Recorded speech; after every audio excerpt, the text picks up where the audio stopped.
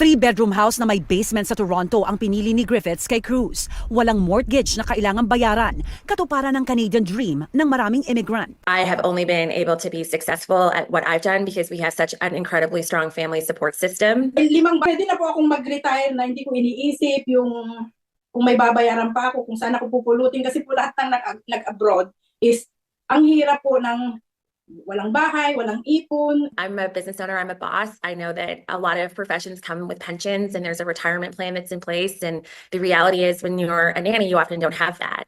And so the way that I looked at it as well was in giving them a house, I also was giving them a path to retire. You know what I mean? Sorry, I'll cry. I always cry. And I do think it's inappropriate. I think if I'm asking Rebecca to spend so much time with me and my family and we have so much, how can you not share that?